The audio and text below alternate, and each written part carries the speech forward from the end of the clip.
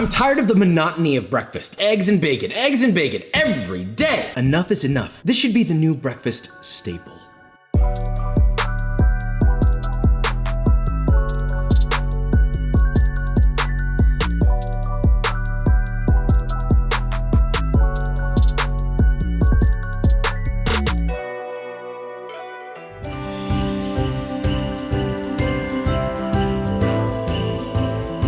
It's November, which means it's Christmas time. Ah, Merry Christmas. It might be a little bit premature, but you know what's not premature? Buying my cookbook, which is 40% off on Amazon, and the link is in the description. I will be signing more books, so if you don't have your copy yet, the time is now. Go get it. This is a perfect gift, don't you think? I think it's time that we finish putting up the lights, sweetie, just so that everybody can see the advertisement.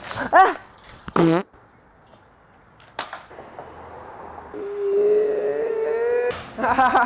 Merry Christmas! Okay, so today we were making chilaquiles, two different versions, a rojo and a verde. If you don't know what chilaquiles are, it's essentially tortillas that are fried, aka tortilla chips, and then simmered in a salsa or a sauce. Put on a plate, you got eggs, lots of cheese, sometimes bacon. It's up to you. It's a beautiful choose your own adventure breakfast that has multiple layers, multiple textures. Why is everyone not eating this? This is also like the perfect brunch item. So with all that being said, let's make this, shall we? Wow, you know what time it is, pal? It is officially Chilaquiles time, dude. It's one of the greatest breakfasts of all time, and I've got two for you, a rojo and a verde. Right, so let's begin with the classic rojo version. Before you get all fancy in your pants, let's make a jalapeno crema. Get yourself 2 nice jalapenos using a kitchen torch or the flame of your stovetop. Char them all over until it's charred edge to edge like this. Pop that into a bowl and cover with foil or plastic wrap and allow to steam for 5 minutes. After that, take it out and then using a paper towel, wipe off any black char until they look like this.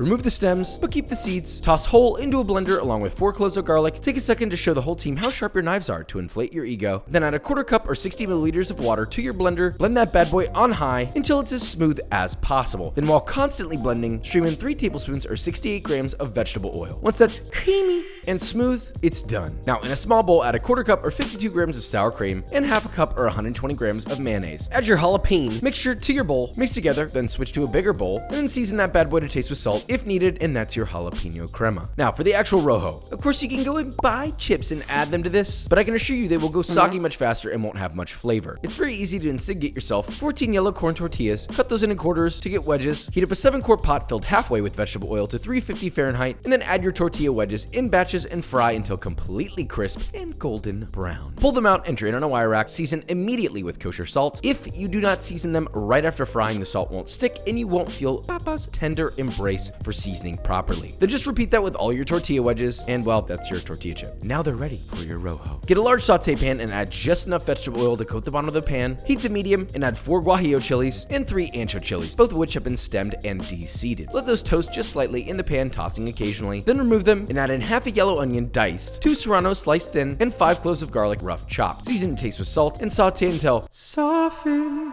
and yummy.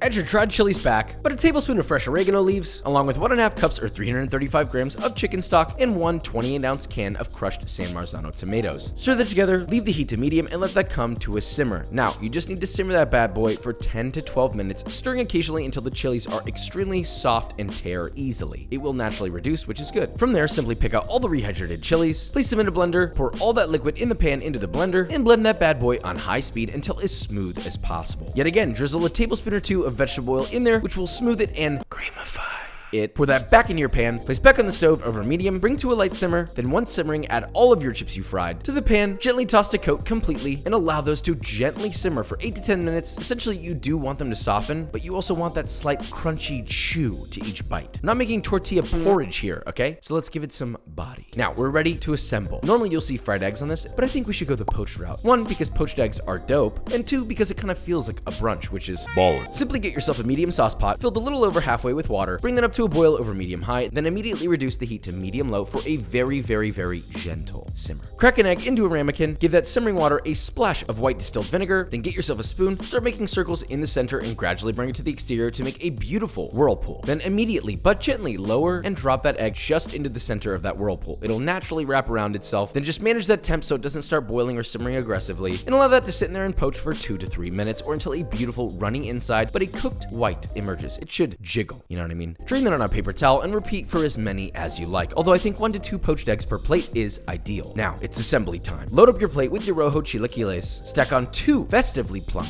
poached eggs, drop on some willfully placed diced avocado, add on as many generous dots of your jalapeno crema like some sort of chilaquile camouflage. Hit that with a generous sprinkling of Cotija cheese, and finally garnish with fresh cilantro leaves. Now that looks like something special, because that runny yolk right there is about to make me do 10 Hail Marys and absolutely boots. Before we taste test, let's make our verde. On a baking sheet, beautifully lined with for you. Add on 2 serranos, cut in half lengthwise, 2 jalapenos, also cut in half, 1 pound or 450 grams of tomatillos, also cut in half, cut side down, and half of 1 large sweet onion, which has also been cut in half, and then cut in half again to give you a nice quarter. Spray generously with cooking oil and pop that into the oven under the broiler, set on high for 3 to 5 minutes or until out emerges a beautifully and artfully charred set of veggies. Pop all that into your blender. Now toss in half a bunch of your fresh cilantro, the juice of 1 lime, and 6 cloves of peeled garlic. Blend that bad boy on high until smooth as possible. Pour out of your blender into a vessel or storage container. Season further with salt if needed, and that's your tomatillo verde salsa, my dude. Now get yourself 4 thicky, wicky, chicky thighs, boneless and skinless. Season to taste with whatever spice you like. This is a homemade Cajun Creole spice from the gumbo video. Heat a medium-sized pan with just enough oil, coating the bottom over medium-high. Sear your chicken in 1 layer for 3 minutes. Flip and sear on the other side. Then pour in a half cup of water, top with foil, lower the heat to medium-low, and let that simmer just until the chicken is fully cooked and a thermometer reads an internal temperature of 165 Fahrenheit. Now pour all of that, including its juices, onto a small sheet tray, shred with 2 forks, and toss together in its own juices. Sweet Bahama Mama. You know it's gonna be good. Now assembly is a little different and slightly simpler. Heat up a large 12-inch skillet with a small splash of oil, add in half your chips, which you fried yourself, right? Heat them up and get them a little crisp so that they're hot.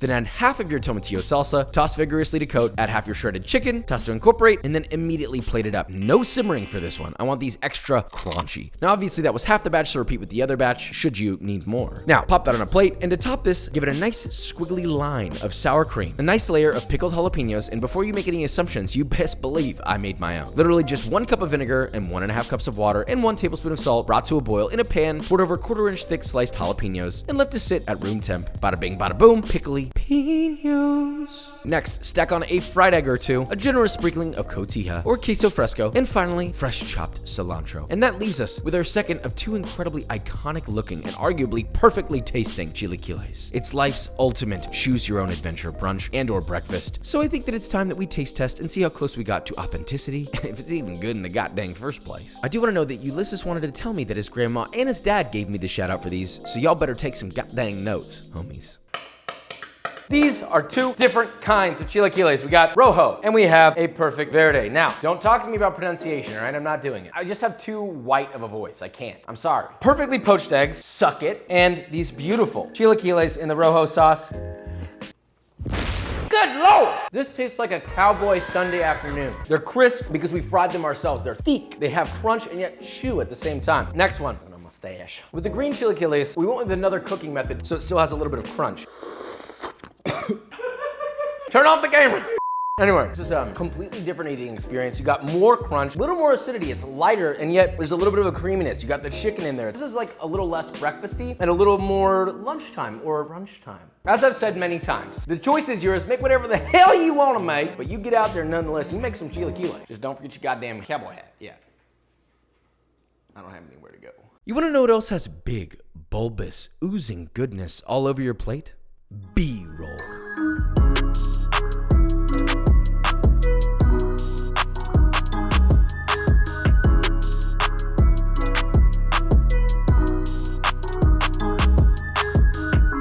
All right, guys, and that is it. So we made our chilaquiles. They came out beautifully. I mean, look at this. Wow, I want to put that in me, in my mouth, inside of my mouth, don't you? See, the beauty of putting a poached egg on chilaquiles, suddenly A, immediately makes it feel like brunch, B, looks dope, and C, is yummy. You can obviously see how this is interchangeable. You can put different meats on it. You can cook the eggs differently. You could also just completely eliminate the eggs. You don't have to have eggs on chilaquiles, but if you want it to feel breakfast, if you want it to feel brunch, then you'll make it this way. So with all that being said, if you enjoyed this video or you learned something, leave a like, subscribe, and I will see you